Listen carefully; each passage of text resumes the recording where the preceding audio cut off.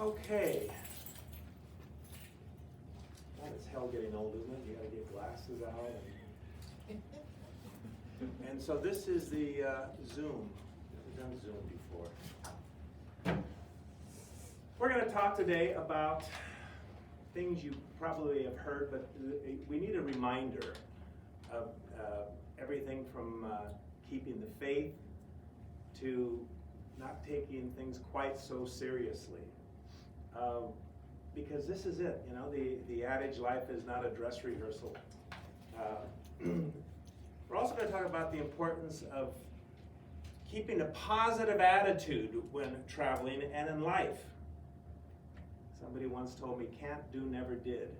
When people say, oh, I can't do this, and I can't, and this. Think of these. You're going to hear a lot of little quotes like this. And I think some of them are cliches, but cliches are there for a reason. They mean, there's truth behind them. You know, one of my mentors was Dr. Lou Gerhard.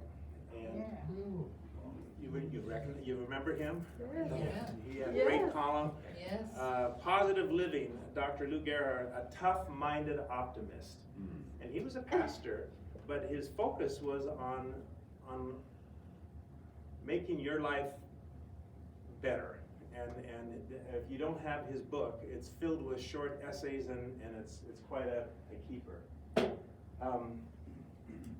We mentioned, David mentioned that we were going to talk about Charles Schulz, and to that end, these are some of the quotes that I love, and I think you mentioned a couple of them. This one here, I don't have time to worry about who doesn't like me. I'm too busy loving the people who love me. Isn't that the truth? Yeah. You have people that walk around and they hold this grudge, and I'm estranged from my sister, I'm estranged from this and this. Let it go. Make a good title for a song. And what was the name of the movie? It was just on TV. Let it go. Frozen. Yeah. Thank you. So that's Charles Schulz. I don't have time to worry about who doesn't like me. I'm too busy loving the people who love me. Worrying won't stop the bad stuff from happening. It just stops you from enjoying the good. Yeah. Isn't that the truth? Yeah. Sometimes you stay up at night because things are exaggerated in the middle of the night and you lose sleep. Stop worrying. You know, I have a philosophy when people worry and they're like this, and in travel, I say, is this something you're going to remember on your deathbed? And the answer is inevitably no.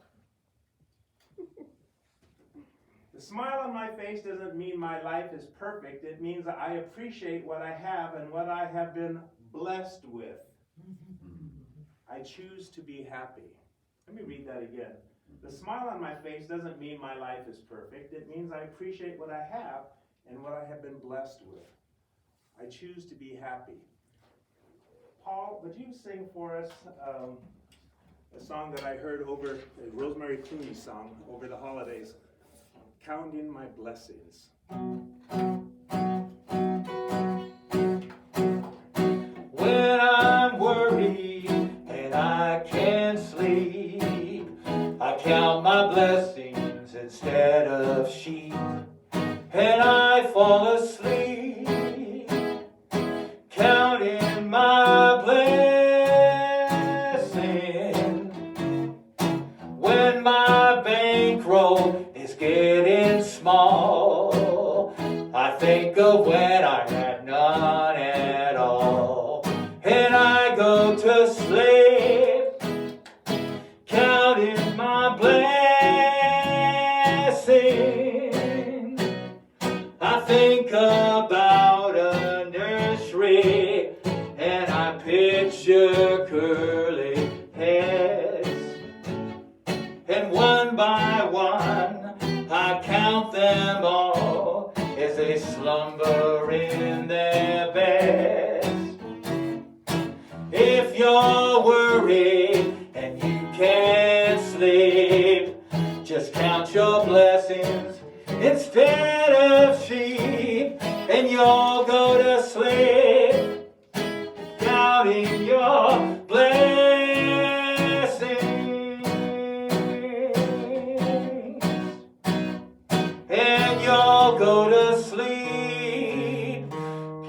counting your blessings.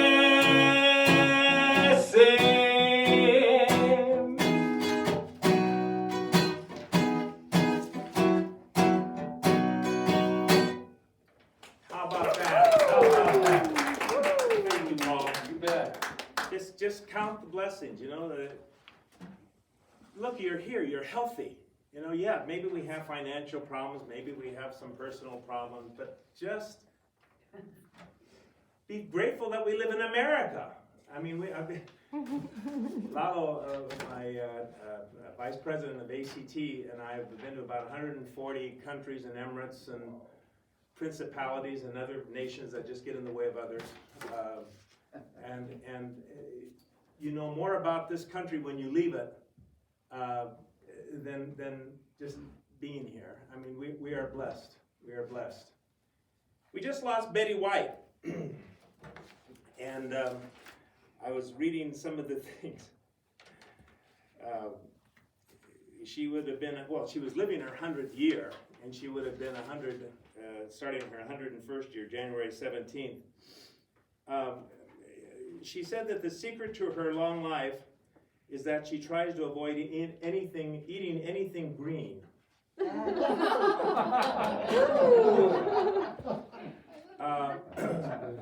She said it was important to enjoy life, accentuate the positive, not the negative, she said at the time. She added, it sounds so trite, but a lot of people will pick out something to complain about rather than say, hey, that was great. It's not hard to find great stuff if you look. You know, that reminds me of let's see, there was this thing here.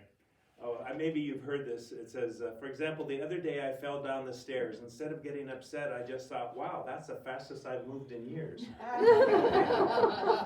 Same interview, she said she still loved vodka and hot dogs, probably in that order.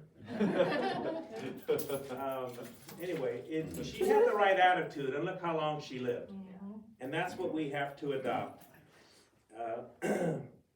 Chinese proverb is, if I keep a green bough in my heart, a singing bird will come. And that's what we all have to do. 10 attitudes to pack when traveling. I think, David, you said that would be what we would talk about. I know that it was what you look forward to the most in this presentation, so we'll go there. 10 keys for successful travel and to apply in life. Number 1, and this is what we tell our people, do your best. You know, when you travel, we're all jet lagged after a 14-hour flight from Europe or even longer journey like Australia or Africa. But when you finally arrive at your destination, make an effort to smile at the tour manager who greets you and takes you to your hotel, and be pleasant when others who are also forcing themselves to be pleasant. Also, you are an ambassador to the United States. Yes. Be nice when on foreign soil. Tour managers do their best to deliver a fantastic experience, and if every traveler gives his best, wouldn't your trip be a joy? So do your best. Rise above your circumstances is number 2. Have you ever been let down on a trip? 2 words often describe disappointing vacations. Great expectations. Seldom do places look like they do in travel posters. It really does rain in Hawaii, folks. Often. Dust storms are frequent at the Taj Mahal. African safaris are occasionally void of animals, and fellow tour members can be downright rude. Rise above such things and embrace what is going well on your holiday. You know, I wrote a book about this very subject, and this is not a shameless plug, I'm just saying. It's called Globetrots. You didn't tell me they'd be walking on this tour. And it's about people who, when they travel, they just, instead of counting your blessings, I mean, I remember in Portofino, beautiful sunny day. In fact, it's on the posters that are around here. It's rather embarrassing, but that's fine, taken several years ago. I was standing on the pier looking at the yachts and all this beautiful day in Portofino, Italy, And one of my clients all of a sudden tugged my shirt, and I said, "What's up?" And he said, "You didn't tell me to pack sun shorts on this tour." And you've got to be kidding, you know? Great expectations. Number 3, respect all people. That means being punctual when meeting and returning from to the bus, not hogging the front seat of the coach every day, refraining from talking when guide is speaking and criticizing the culture and customs of foreigners, etc. Is this not common sense? Also, respect and tip the industry workers, your bus driver, guide, hotel maids, bellboys, etc. Their livelihood depends on your generosity, and they contribute to so much. Why penny pinch in the wrong places? Do unto others as you would have them do unto you. Take personal responsibility. If I hear one more time, "You didn't tell me," please. Be patient is number 5. Blessed are the flexible, for they shall bend and not break. That was told to me by a Princess Cruise director. Blessed are the flexible, for they shall bend and not break. Can you relate? The cruise director shared this. So true, especially in travel where long lines at airports and side attractions are common. Is it something you're going to remember on your deathbed? I don't think so. Attitude versus aptitude. Travel with an open mind. Put the guidebook down and learn by experience. Don't assume the French hate us or that you'll be kidnapped in Mexico. Pack a smile. Attitude determines your altitude. Number 7, patience and persistence. This is especially important to you, Karen. Both are vital when traveling, starting at the airport, like getting that seat you want. I have to have an aisle seat. Let me tell you why. Just have patience and persistence. And hotels. I want a room with a view, please. Again, patience and persistence are obvious musts. I've had clients, when we check into these nice hotels, come down after they check in and they said, "I'm married. We happen to want a king-size bed. Do you mind? A California king." You're not going to go to Germany and find California king beds, or especially Italy or Österreich. But you know, what would you do here? You would go to the front desk and you say, if your room smells like smoke or something, do you have a different room? But other times people have this attitude that they just expect what they want. Set goals, number 8. Why are you going to Bangkok? To shop till you drop? Visit the nightclubs? Admire the temples? Do the research before traveling.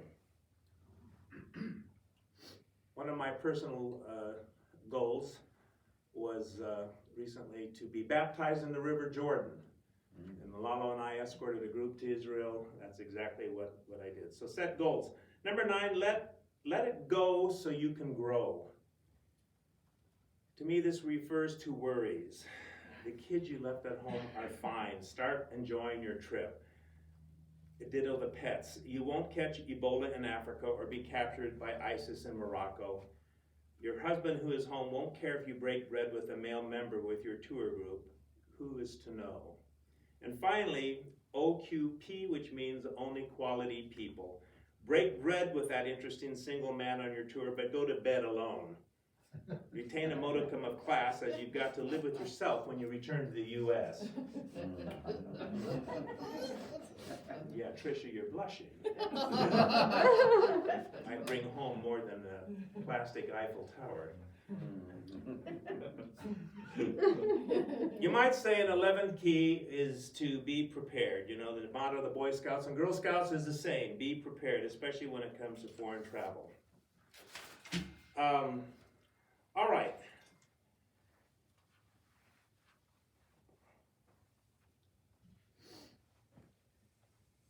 I would also say carpe diem. This is something that Dr. Liu used to expound on. Seize the day. You know, it's going to be gone. Look at it, it's 2022 already. My sister, when she turned 50, I asked her, "What have you learned?" And she said, "There are 2 types of people. It matters not what color of your skin, if you're rich or poor, what gender you are, or sexuality. You're either mean or nice." And I never forget that. She's now 64, but I'm thinking, at the time. It really is true. As you get older, it makes no difference. You're mean or nice. There's a 5 by 5 rule. If it's not going to matter in 5 years, don't spend more than 5 minutes being upset by it. You like that? I do. So in life, go to the light, not the darkness. Don't hang around with negative people, you know. Joel Osteen, the televangelist, said, picture yourself on the roof, and you have somebody hanging, crying out on the roof, and you're on the roof, and you're going to try to lift this. Are you going to be able to lift this person up, or are they going to drag you down? And so choose your friends carefully.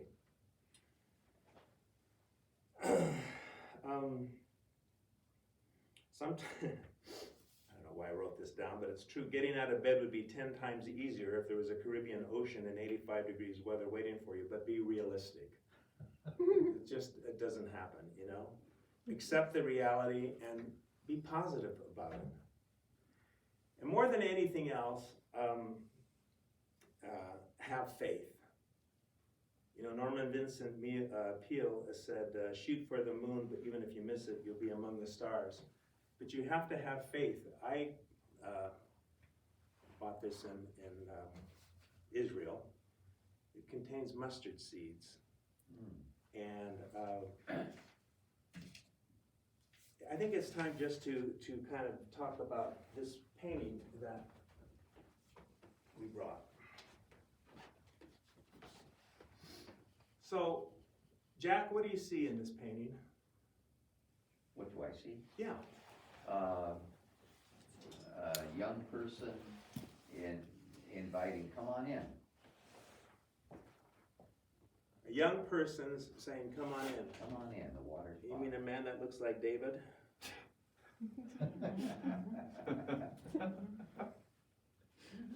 Anybody else see anything else? Werner, what do you see?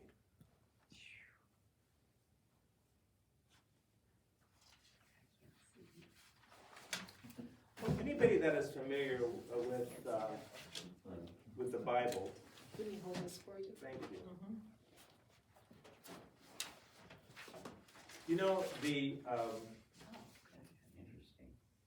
Interesting. I count at least 10 times a mustard analogy in the Bible. You remember the passage in the Bible where a storm comes. Jesus is with his disciples, and they're on the Sea of Galilee, and a storm comes, and they wake him up. He was asleep, and he says, "Oh, ye of little faith."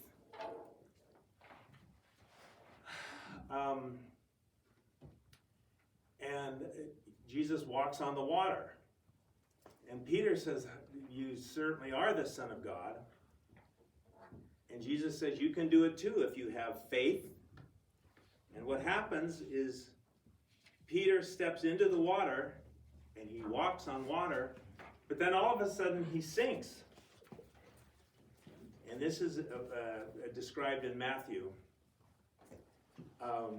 Jesus said, first of all, to the disciples, and he said unto them, "Why are you fearful, O ye of little faith?" Then he arose and rebuked the winds and the sea, and then there was a great calm. So then he tells Peter, "You can walk on here if you have faith." Immediately Jesus extended his hand, there's the painting, and caught him, because Peter lost his faith while he was on there. All of a sudden he got scared. And you remember this? And he started sinking. And Matthew 14:31, immediately Jesus extended his hand and caught him, saying to him, "Oh, you of little faith, why did you doubt?" And he didn't say, "Have faith in me." Faith in yourself. And I think, especially after this disastrous year we just had, a lot of us have lost faith in ourselves, and are thinking, what else can happen? What is going to be bad? And Ernest Holmes has a quote that you said, "Fear brings failure, faith brings success." It's just that simple. Never listen to negative talk, Ernest Holmes said, or pay attention to it, and you will succeed where all others fail. So you have faith in God, in yourself, and in life. Because without faith, you will lapse into hopelessness. I brought something for you. If you agree with me, and even if you don't, it's fine. I have mustard seeds. We bought these in Capernaum. This is where Jesus said the Sermon on the Mount, and where he talked about faith. Now the back are the quotes. And Lalo, can you help me? If you would like one of these, the cost is $10.95.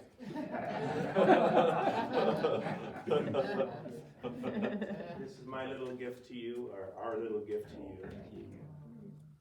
But keep it and remind you.